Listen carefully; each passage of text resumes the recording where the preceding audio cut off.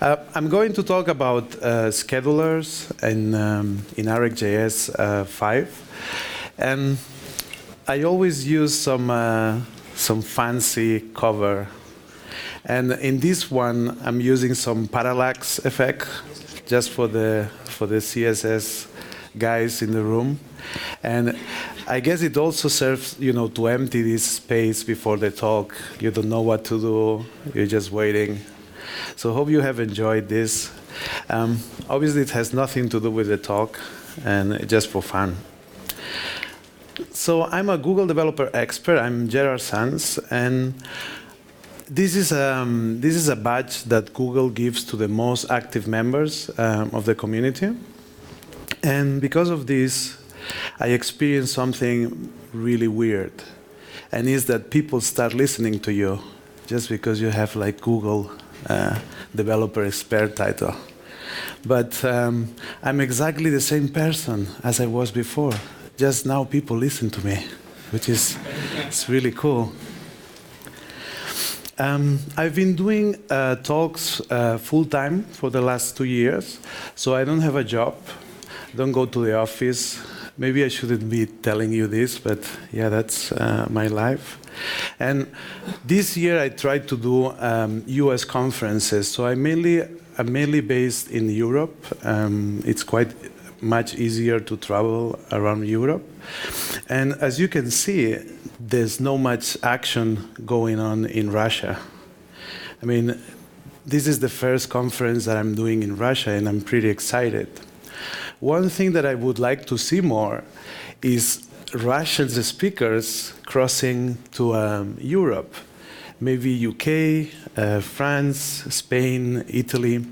And I think that you have a really, really good speakers, but somehow you don't want to speak English or something. And I mean, I'm Spanish. I'm Spanish. My English is terrible.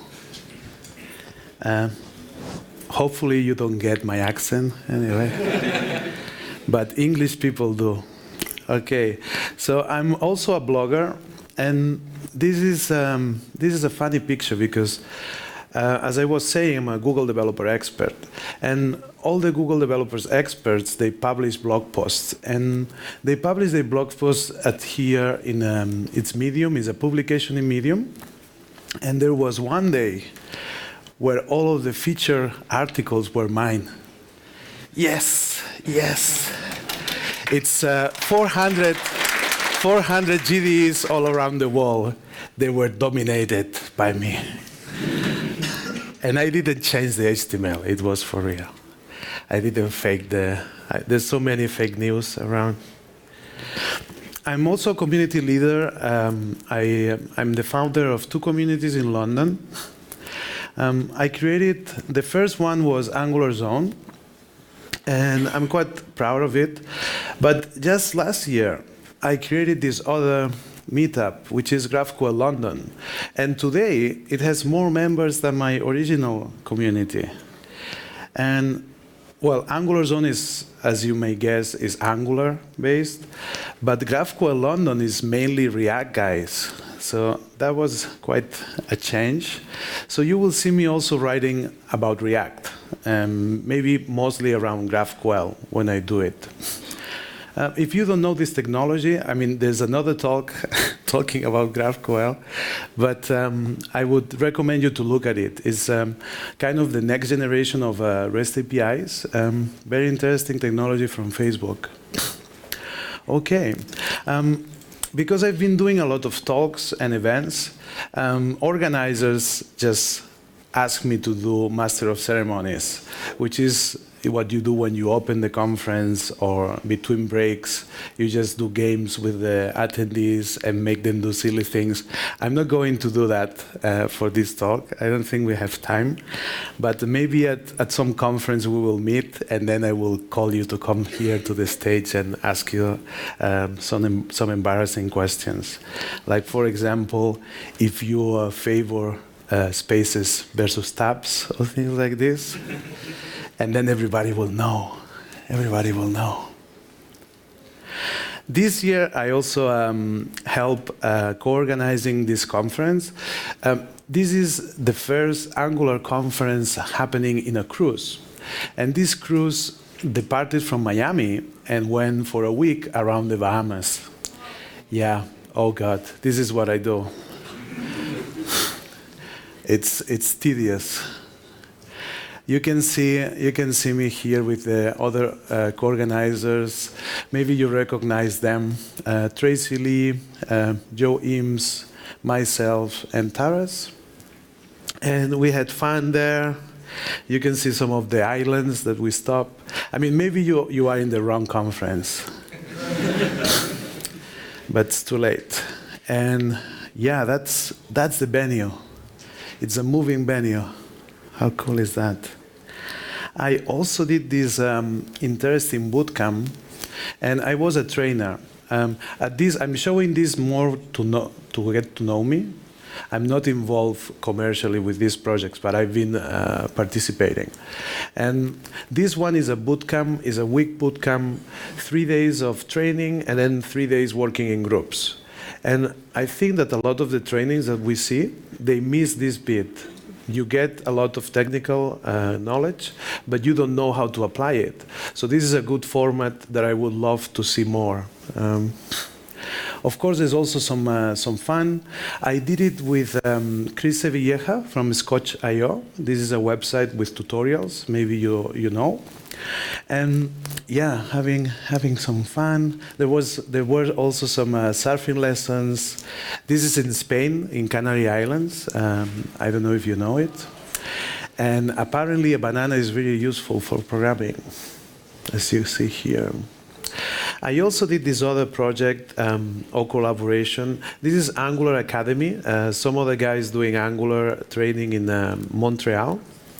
And I also organized a workshop with them. So they did the regular workshop, and then I came to do the third day with more advanced Angular. I was so happy I could go to the Niagara Falls. It's not so far. And also visit Toronto. You can see a final. Maybe we can do a picture like that at the end. So let's start with the talk. So the first thing, I want to make sure that we all know what I'm talking about. I mean, I know this is a hardcore kind of talk, but I wouldn't like to miss a lot of you. So I'm going to go a little bit behind the topic. So the main topic is schedulers, but I'm going to go to the JavaScript fundamentals. And this is going to be very useful. So the first reaction is like the event loop from the browser. Is like, what is that? So I'm going to show you some code, and it's going to be the first quiz, okay? So look at this code. I just rewrite the console log. I'm a little bit lazy. I want to make it shorter. Then I created this macro function. So it's getting a value, and then it's using setTimeout and creating this callback, which just traces console logs the value. The next one, it's another function. So the first one I call macro. This is micro.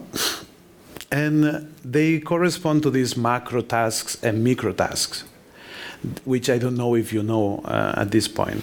So this is what we can do if we want to emulate micro tasks. We can use a promise which immediately resolves, and then we use the 10 to make the call to this callback, which in this case I'm going to use the same as before. So I'm going to console log this value, just to see the behavior. This is the actual code that I want to run. So I do console log value 1, then I call macro, which will call the code that the function that I set up at the top, then micro with value 3, and then another time console log 4. And you can look at these answers. So we have 3 answers. I'm not going to ask you, but you can think for a moment before I tell you the truth, the sad truth. Fail. You all fail. I mean, it's my guess. I have no idea what you know today, but I'm guessing that you don't know. Let's see what's the answer. Okay, so that's the answer. So what is going on in there?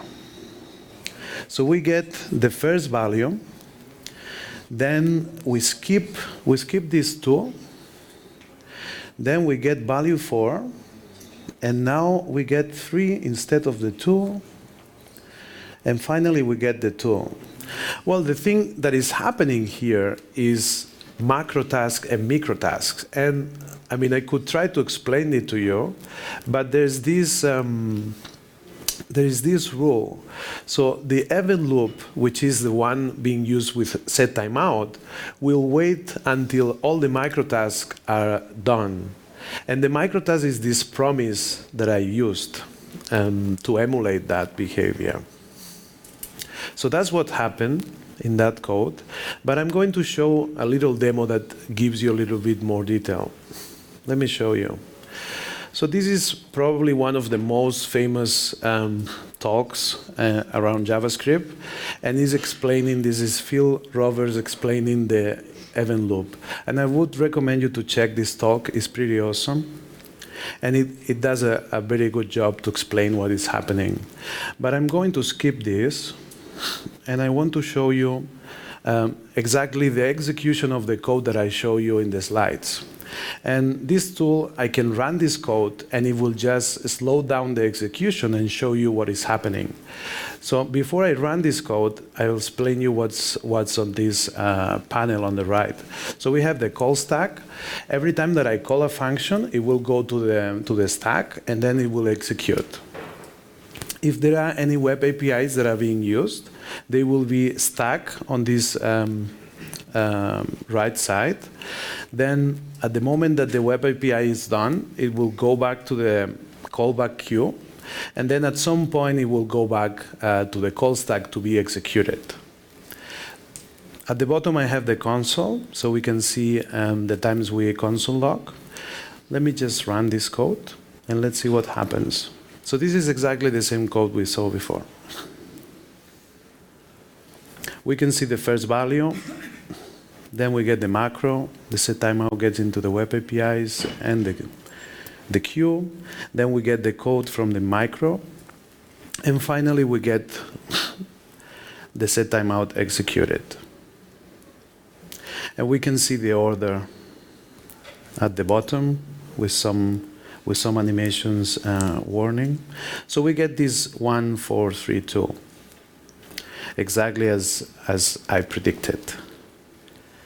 So I hope this is kind of catching up with microtasks and microtasks, and I'm going to go to show you some of other sections related to this behavior.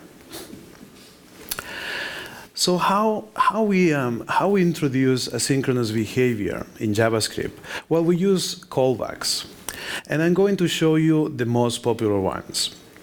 The first one is a setTimeout, and I have another question for you, and let's see how you do this time.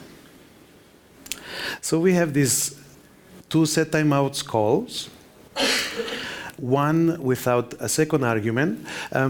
As you know, or maybe you don't know, the delay 0 is the default. So these 2 are exactly the same.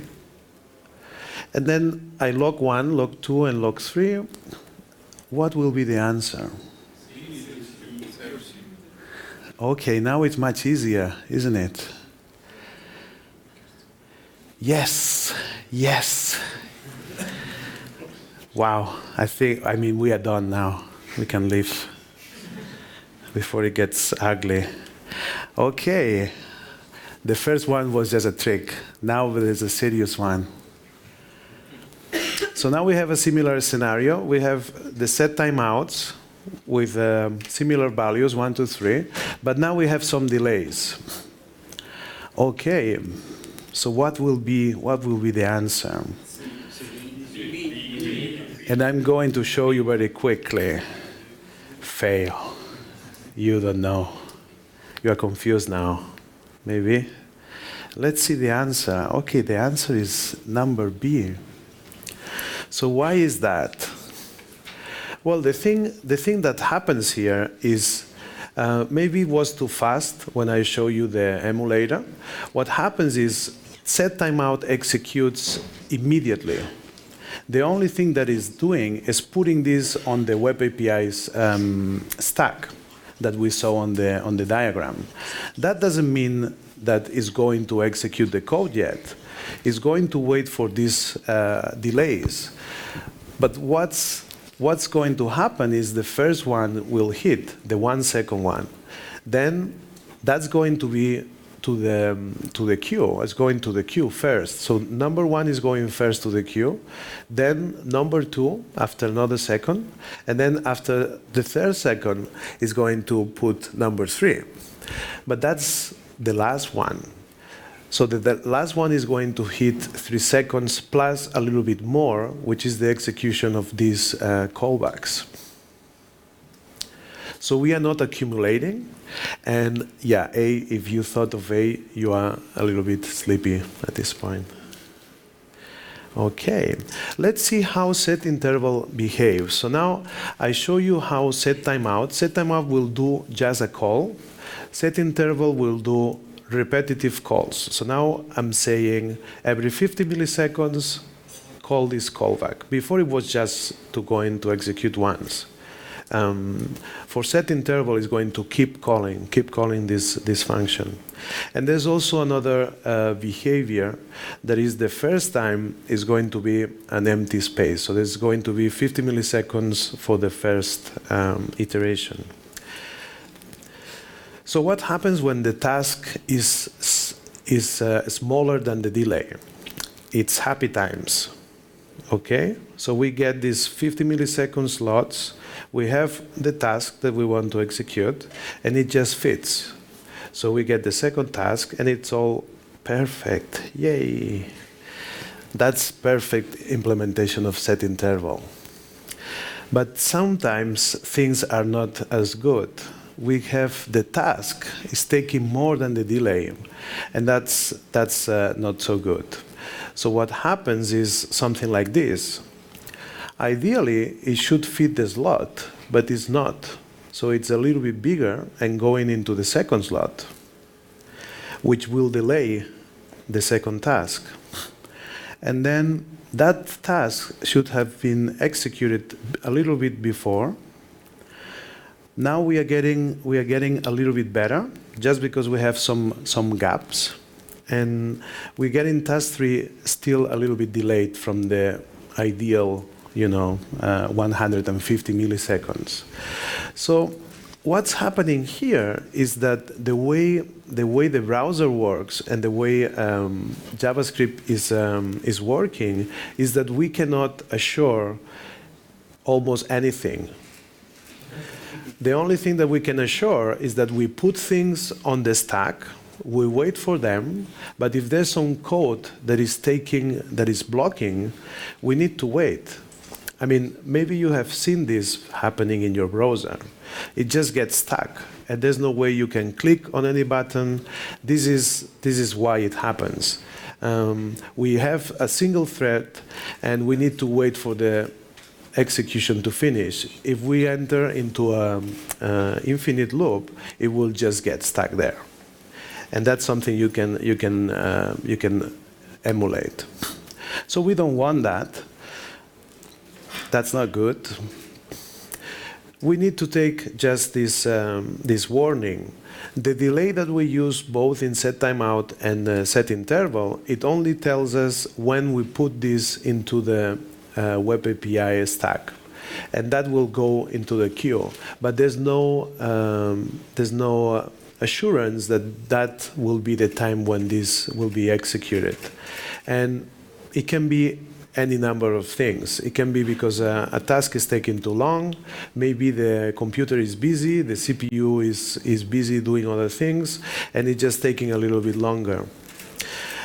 So now we can go to the schedulers and how we can use the schedulers to minimize some of these issues. This is also the reason why we don't use setInterval and setTimeout to implement these features. We need to implement some abstractions to help us do this job. And that's the task of RxJS. We need some help. Oh yeah, we have help. So this is the list of all of the operators. I put them in an Excel spreadsheet. There are 120. I hope you know at least, I don't know, 10%. Yeah, maybe not. Maybe you know 4, 3, 4. Okay, there's a lot to learn. But we are going to focus on the ones that are based around the schedulers. So let's look at this first. So we have some operators that are synchronous. And what are these synchronous operators? So this is the operators that by default are behaving synchronously. So some examples of those is of, from, and range. It's not so interesting to know exactly what they do, but just that they will be running synchronously. The default scheduler for that is the QueueScheduler, and we will cover all of the schedulers later. Besides the synchronous ones, we also have the asynchronous operators, and probably these are the more powerful. So which are the ones that are asynchronous by default? Well, these are the counterparts for setTimeout and setinterval. But these are the operators from RxJS. These will be using the async, what is called the async scheduler. And they are using setinterval only. And this is an implementation detail. So if you go into RxJS 5.5, you will see that they don't use setTimeout. They implement setTimeout by using setinterval with just one iteration. And that's some interesting implementation detail. Let's see how we can change that behavior. We can change the default behavior, and we have some ways of doing that. So we have this code, and I'm going to use off. Off was one of the synchronous operators. These operators will only execute when I call subscribe. That's important. If we don't call subscribe, nothing will happen. So we call subscribe, and the off operator will emit the values that we pass as an argument and immediately complete. So that's what will happen here. We'll emit the value 1. That value 1 will go into the callback from subscribe, and then the next thing will be the console log of value 2. So that's the output. If we want to use another scheduler, we can do it by importing the scheduler and passing it as a second argument. And this is something that we can do with other operators. To check, I mean, there are a lot of them. You need to check if it applies. And then you can pass the scheduler that you want to execute. So now, interesting thing, we have exactly the same code, put a scheduler, different scheduler, and it just changed the behavior. This is a very interesting thing from Observables. We don't have to change the logic, but we can change the execution context. If you imagine what you would do to add this behavior is you would go into the implementation and maybe add a setTimeout manually. But that will make that observable asynchronous forever. What is interesting here is that because we have this abstraction, we can switch from one to the other in a really clean way. This is a general rule. Because there are so many operators, we cannot be memorizing each one. So this is a principle that covers most of them. And if you are looking at one operator, the least concurrency principle means that we are going to use the scheduler, which introduces the least concurrency. So what that means? Synchronous is least concurrency than asynchronous. So anytime that you are in doubt, probably the operator will be using a synchronous scheduler. So that's a principle you can use in general. I also thought that it was interesting just to drop this here. This is not related to schedulers, but it's a new feature that you can use in RxJS 5.5. And it's called the lettable operator. So let's see how the code looked before. So before we had to use these imports. If we look at the code, this was patching the observable object and using the prototype to add the operator. I mean, we have seen this with other libraries like jQuery, and I would say it's not a good practice. So it's been solved. This is how it would look in code. Now, with this latest version, latest release, we can import the operators. So we don't need to remember this where these operators live. You can see that they live in different places. One are static instances of observable. Others are living in the operators bucket. So now we can get also help support from the IDE if you are using, for example, Visual Code or some other IDE. You will get the list of the operators and you don't have to memorize them. So that's a big win. The only thing that we need to change is the way we write our observables. So now we need to introduce this pipe. And the operator now is a pure function. So we don't have the observable dot that we had before. It's not a prototype of the observable object. It's now a pure function. And now inside the pipe, we will put any operators that we need. So that changes a little bit. And maybe you're going to see this syntax, the new syntax, just so you know it's the new lettable operator. So let's cover some of the specific operators that deal with schedulers. And this is just an intro. We will get into the specific operators a little bit later. So let's go back to a simple observable. This on the code. So we have an observable emitting different values on time, over time. We have this next notification being emitted. We also have the complete notification, and this usually is represented by this, what is called a marble diagram. We have the different values, and then when it's complete, we put this like end of the observable. We also have errors, and the errors will behave similarly to the next, but it will come with an error type instead of a value. So these are the immediate values from this observable, and I'm going to use this for the examples in code. So let's see how we can implement this observable. This will look something like this, and this is the synchronous implementation. What we are using is the observable create, and we are passing the observer. That observer has the three APIs.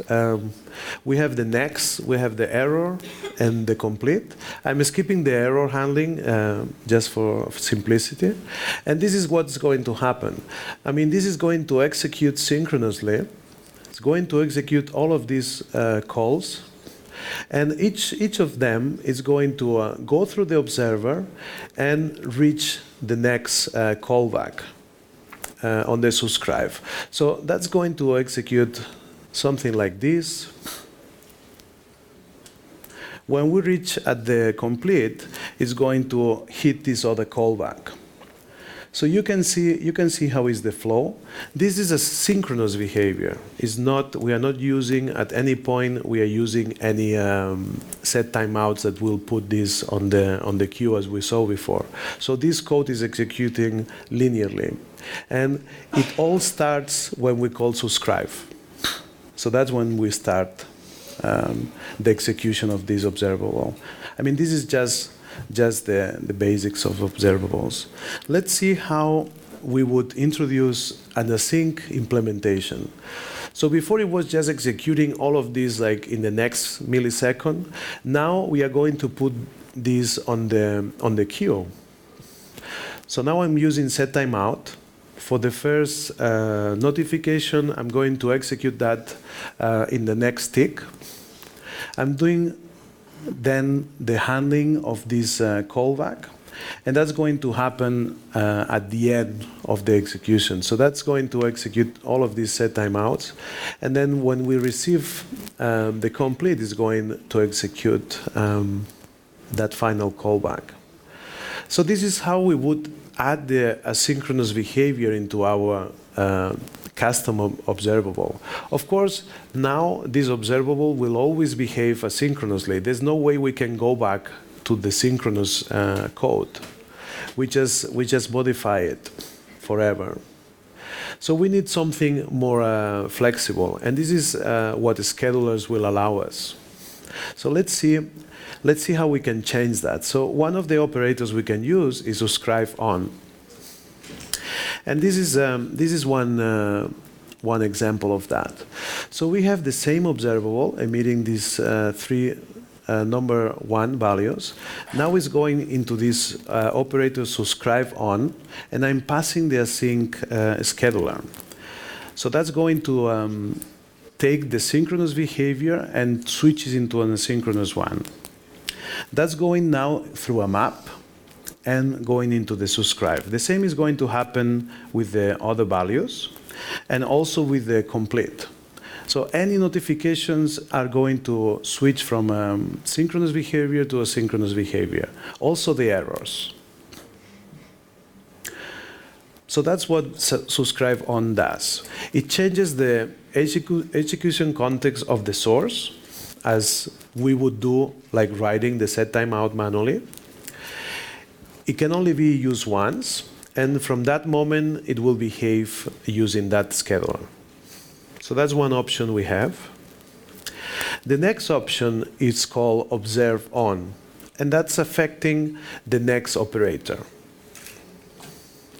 So let's see how changes the diagram now.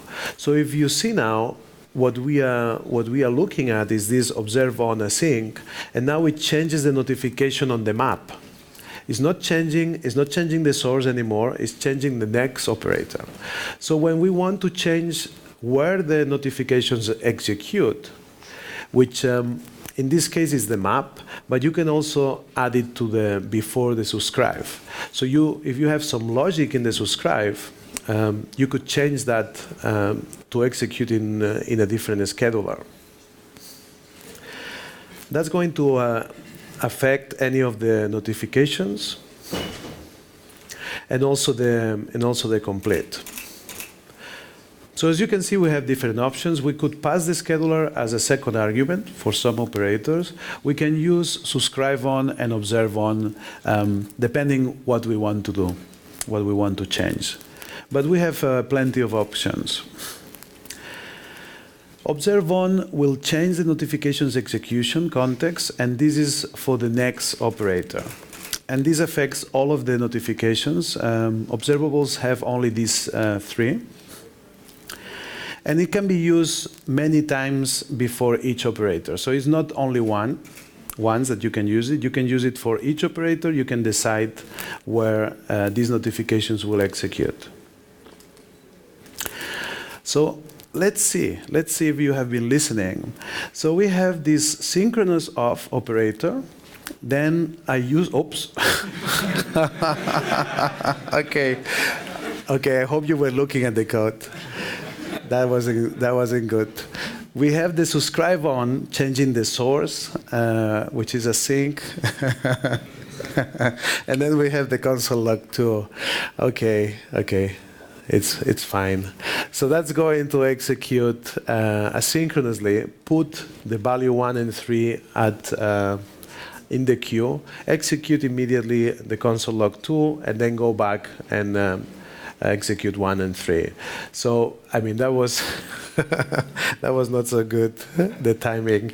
But yeah, I mean, now you know more or less how to deal with these basic scenarios. So this is more or less what you need to work with schedulers. Now I'm going to go a little bit deeper and see a little bit in more detail how we can use them. So I'll start with describing what is a scheduler. And the main properties are a little bit confusing at first. This is from the docs, the official docs. So first, it says is a data structure.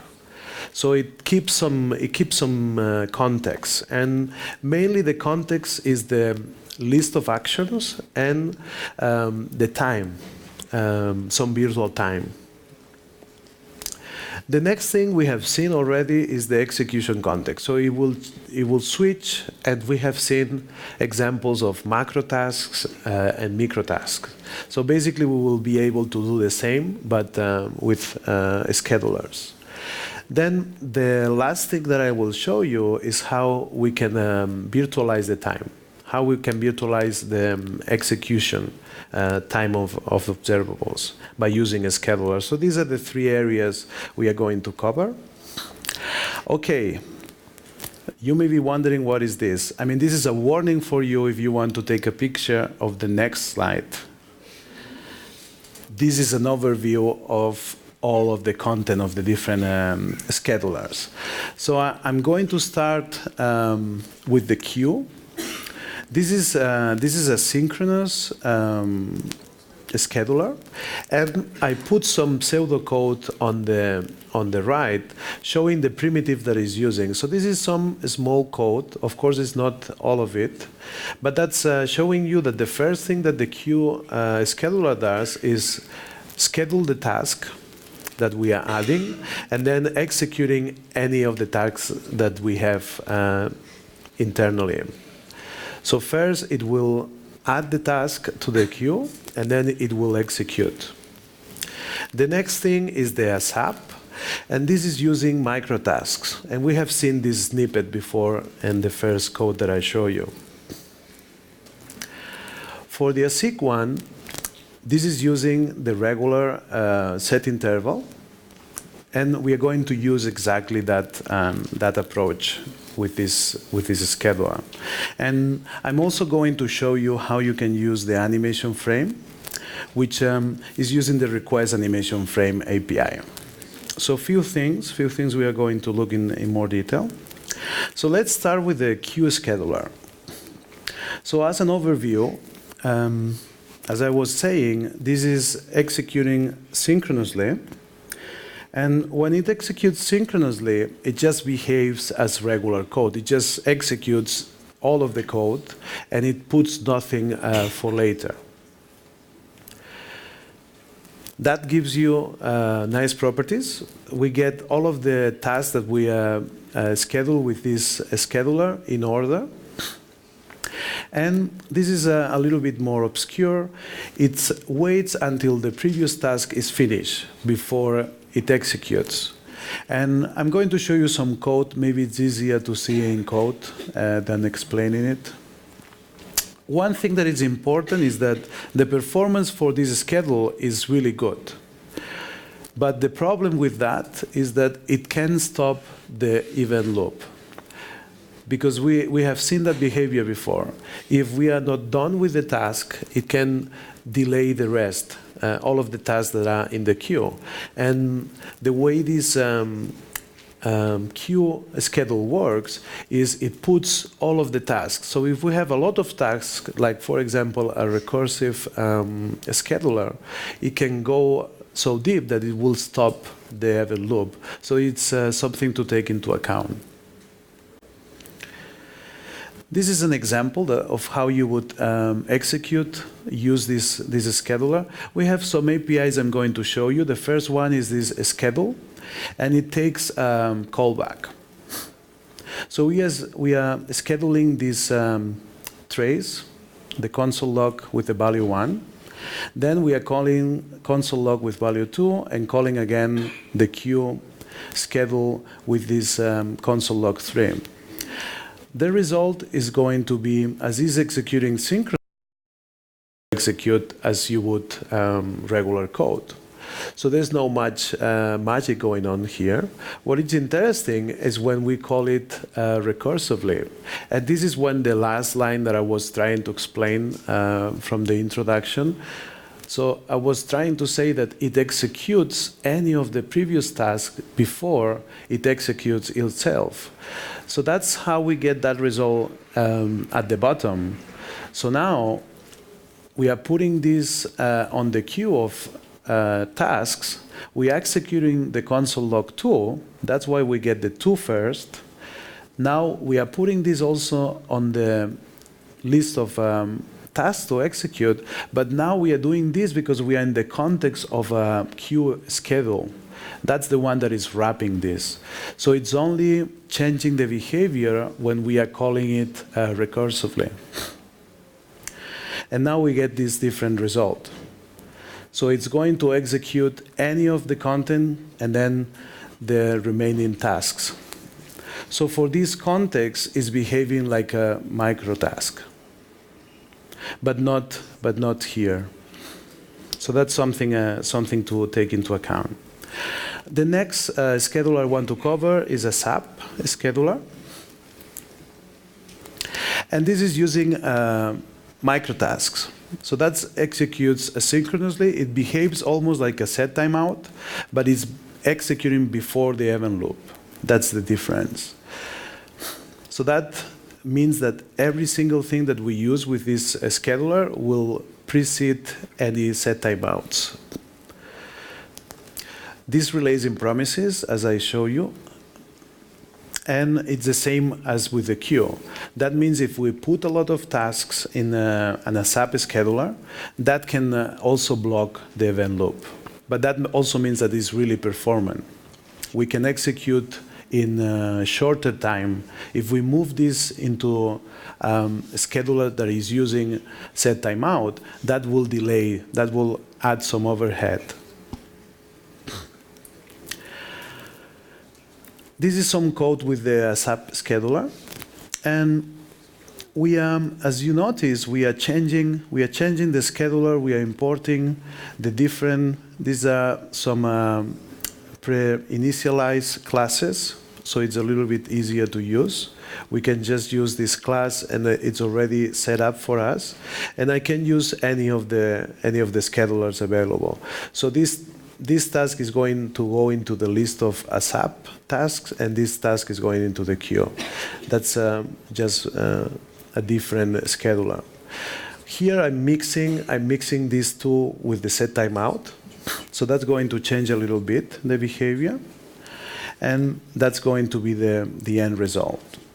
So the first one, this is going to the queue. Nothing new. We know this behavior.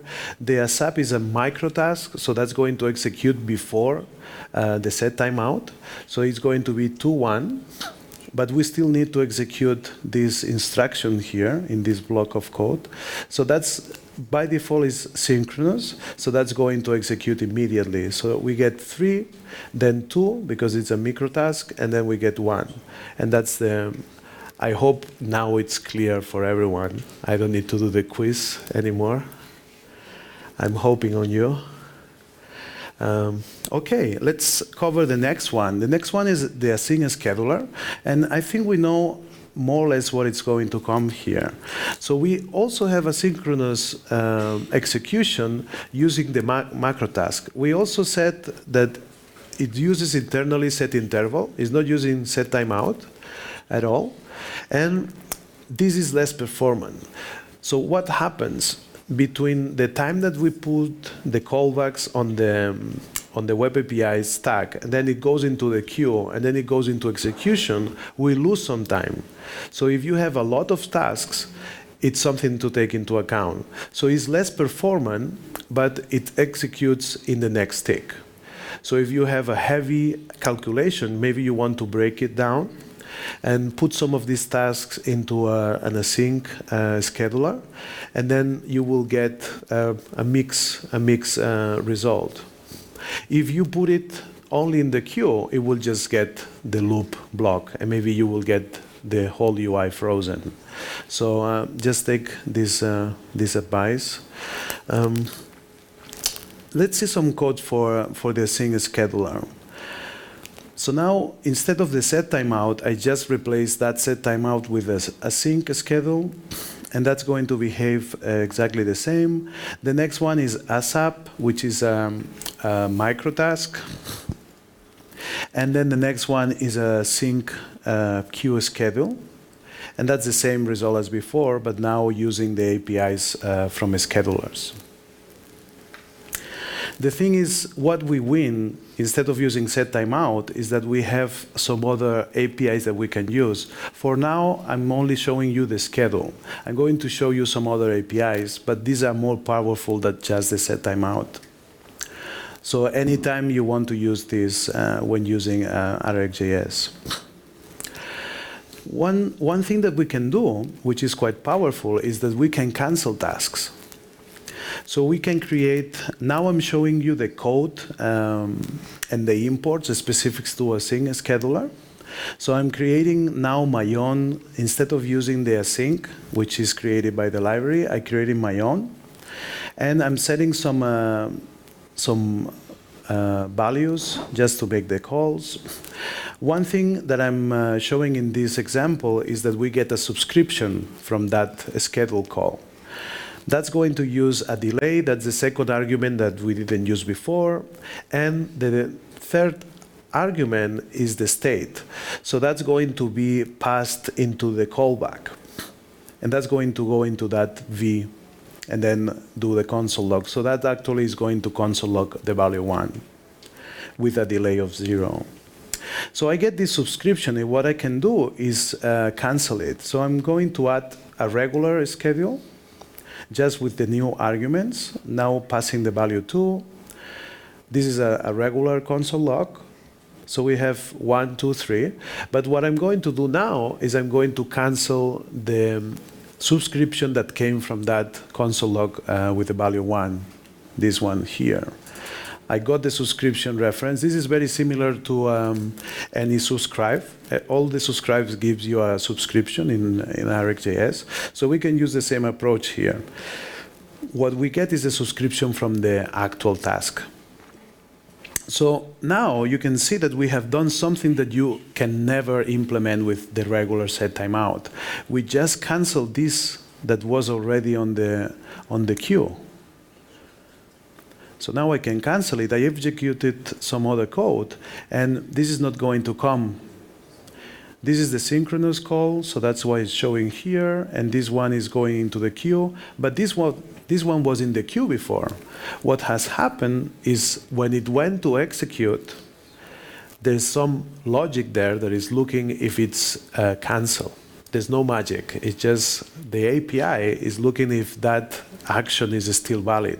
If it's still valid, it's going to execute the code, which is this callback. If it's unsubscribed, we are going to ignore it. So that's what is happening behind the scenes. So we are using the architecture from the event loop. We are going to come back to this task, check that this task is now unsubscribed. So we are going to ignore that and not call that callback. And that's the result here. Okay. Very powerful. The next thing that we can do is control the time. So every scheduler controls the time of its execution. Here, I'm going to call this on this async scheduler. So now you know this syntax. This is the delay. Now I'm using 2 seconds. I'm passing the value. This is going to come into this V, and it's going to console log that 1, console log the 2. This is an async scheduler, so it's going to put that in the queue.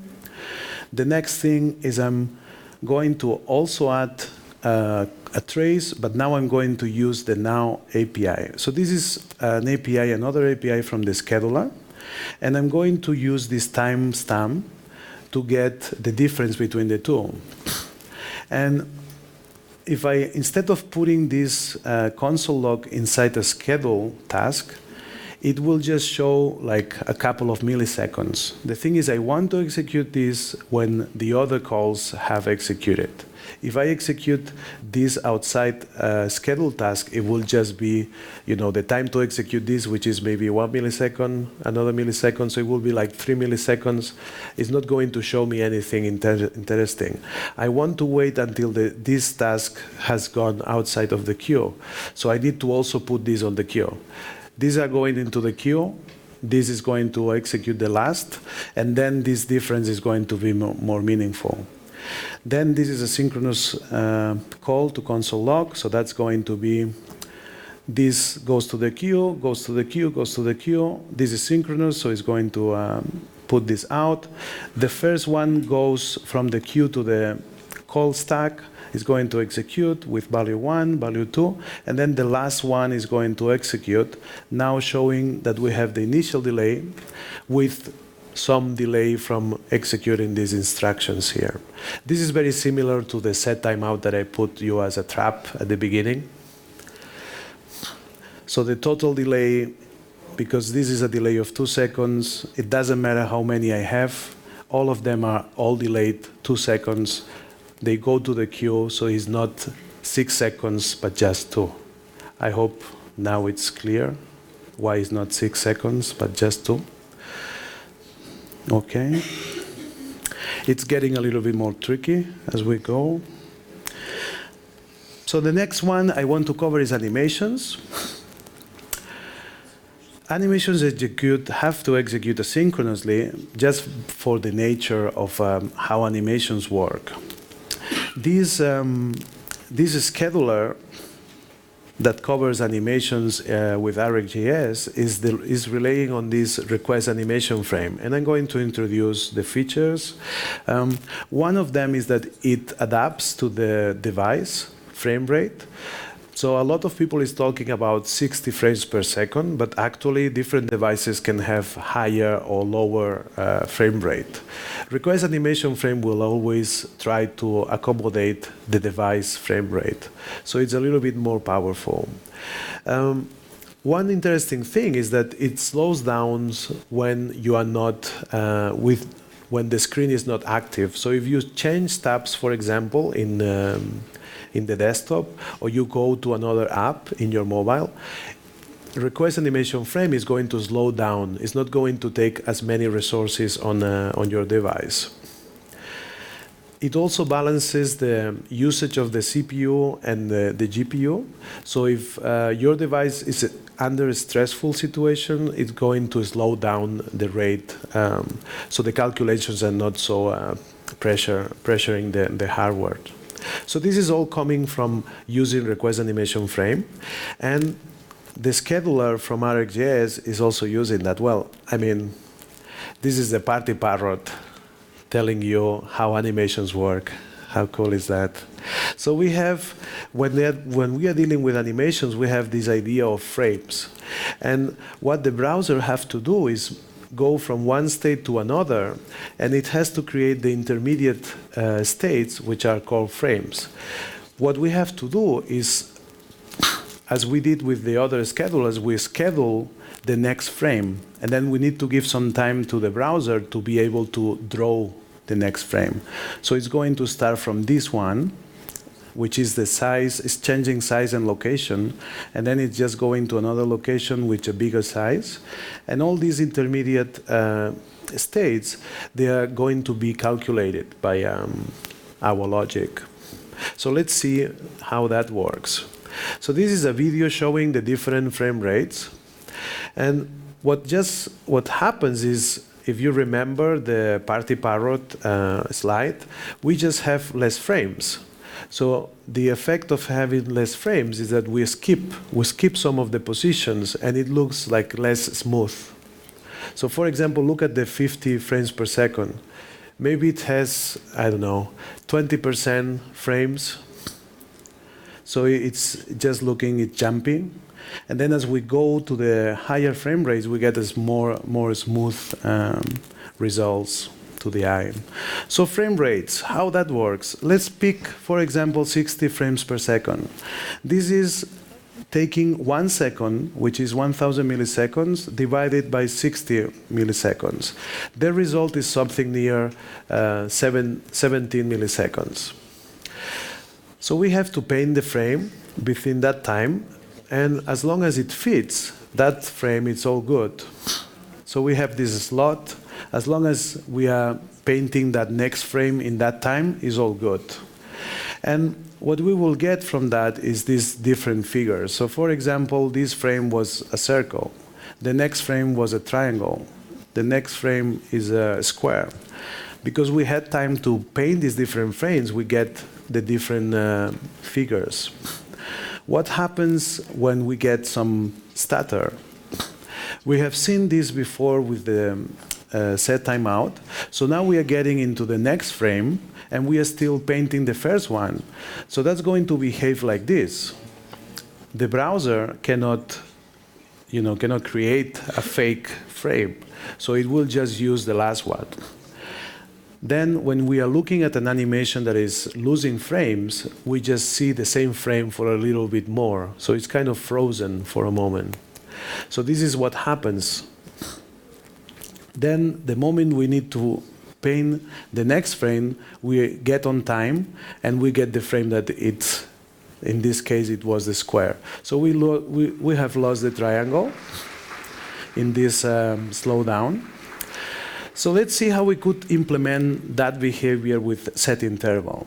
This is kind of a naive implementation. So we get this paint frame function, then we will put our code here, and setInterval returns a token that we can use to cancel that clear interval. So that's going to be, this is very fast. Every 60 milliseconds is going to execute. This is demanding on the CPU. Then we call this function, and that's going to start this crazy animation. And I'm going to use setTimeout just to stop it. So my browser is not going to die there. But yeah, this is how you would use these APIs over here. Some issues. By using setInterval, we ignore the device frame rate. So don't use this approach. It will run all the time. Even if it's not active, the screen, it will be running. The animation will still be running. It totally ignores if the CPU of the device is being under pressure. It will just keep demanding the frames at a high rate, which is 60 milliseconds. So the solution is using requestAnimation frame with all of the benefits. So what we do is we tell the browser, okay, there's a new frame coming. Put it for the next iteration. So it's not trying to paint it during this slot. It's going to put it on the next one, giving some time for planification to the browser. It's like, okay, try to paint this in the next cycle. That's going to, in good circumstances, is going to render that circle. We do the same with the next frame, and again with the next one. So that's how request animations will work. If something happens in that time, the browser will be able to decide what to do, just changing the circumstances. That's going to be working like this. So now it's very similar to the original code, but just using the requestAnimation frame. And we have this cancel animation frame, so we can also cancel the behavior. Let's see a real example. So I'm using the animation frame schedule. I'm just importing it there. And I'm going to change this angle. This will be my state. I'm using a query selector to get hold of a div with this class circle. And then on my action, on my work function, I'm just going to take that angle, apply a transform with a rotation, and then schedule the next frame with animation frame. I'm going to change the angle. I'm going to just increment that angle and then use what is called the mod. So every time it reaches the whole turn, it will just go initialize from 0. Okay, maybe you should tell me with 5 minutes before. Okay. Okay, so I'm going to go a little bit faster. Let me just show you a demo of that. We are very close. This is what it's remaining, so it's not much. So this is, you will have access to this later. This is the result of that animation. So it's actually the circle rotating.